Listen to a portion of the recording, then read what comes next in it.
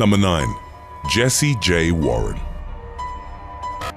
In the late 2000s, Jesse J. Warren worked as a mechanic at a Penske truck rental and leasing business near the city of Kennesaw, Georgia. He had developed a reputation among his co-workers of being unsociable and unable to focus on the job. Warren was ultimately let go. On January the 12th of 2010, in the afternoon, Warren returned to the Penske office clad in camouflage and armed with a handgun. He shot 4 co-workers and a customer.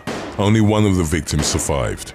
Warren then fled the scene in a Chevrolet S10 truck but was arrested less than a mile from the scene of the crime.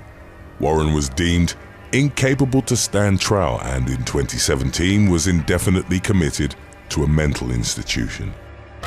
Number 8. Verlin Spencer. In the late 1930s, Verlin Spencer was the principal of the South Pasadena Junior High School. By 1939, Spencer's critical and perfectionist style had caused friction with the school's staff. Superintendent George C. Bush eventually placed the principal on an involuntary leave of absence. Spencer's abrasive behavior worsened upon his return to the school, and he was eventually fired on April the 30th of 1940.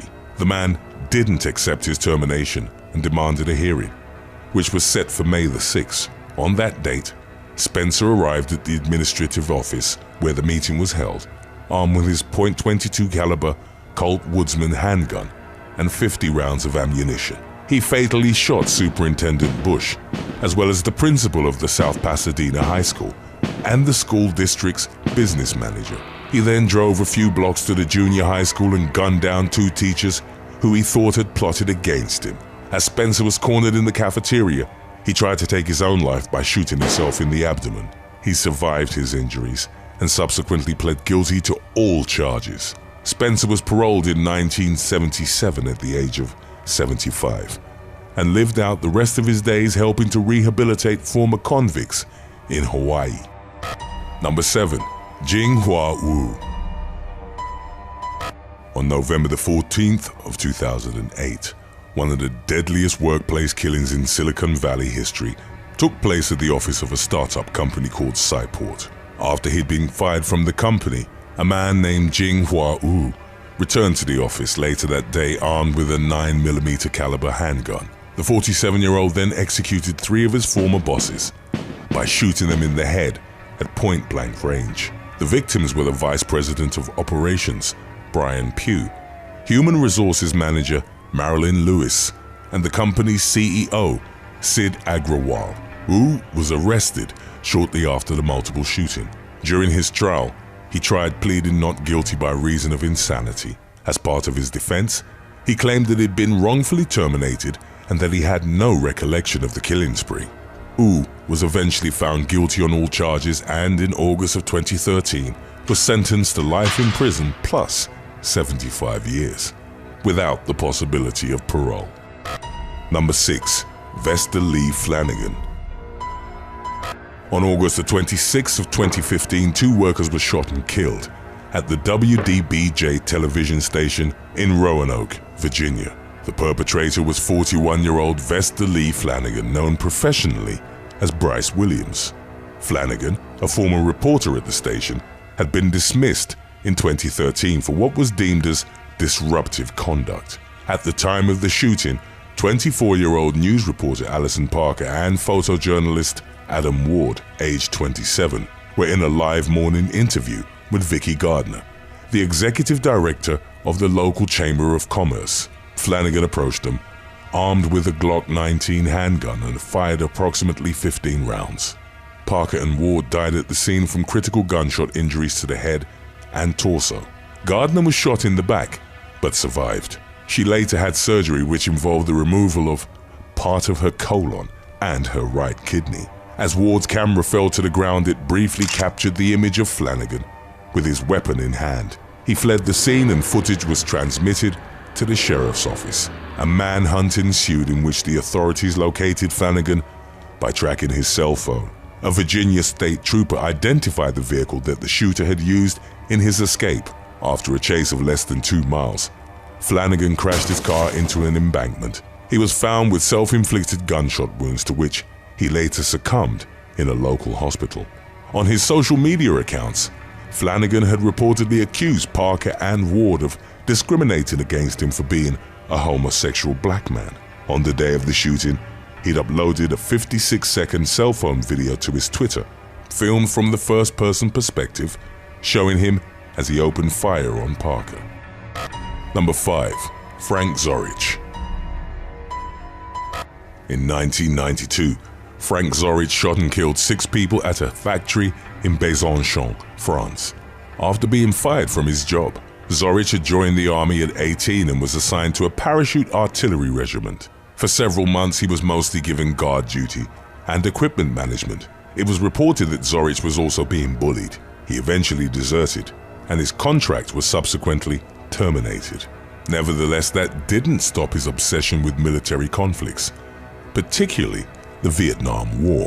In 1989, he found a job at a precision tooling business in Besançon. A couple of years later, he was let go after a serious disagreement with one of his superiors. Out of work, in financial debt, and having recently broken up with his girlfriend, Zorich began drinking heavily.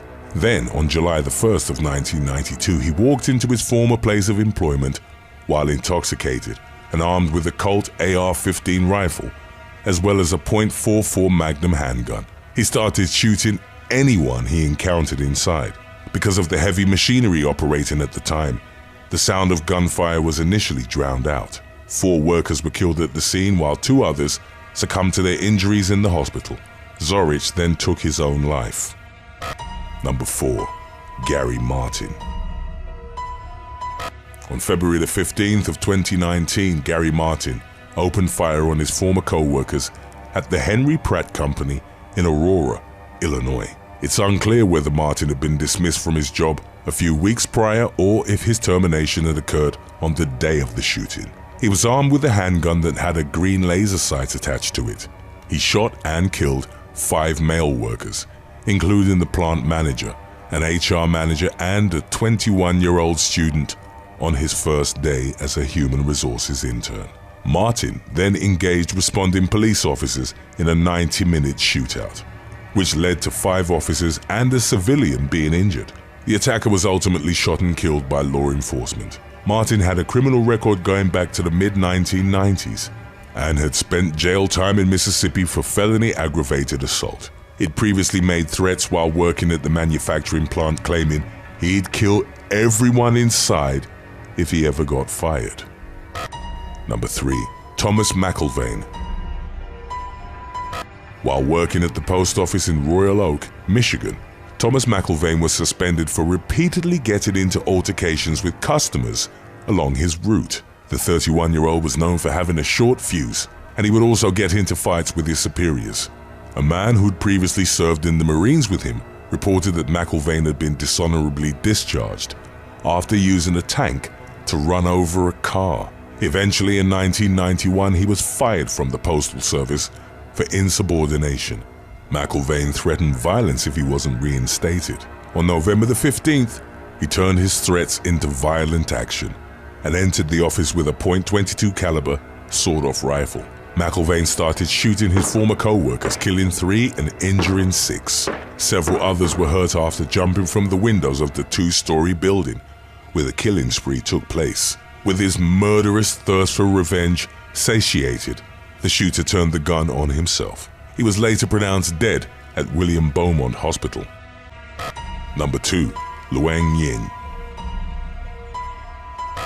On August the 22nd of 1928, Chinese worker Luang Ying killed 11 people on a farm in California.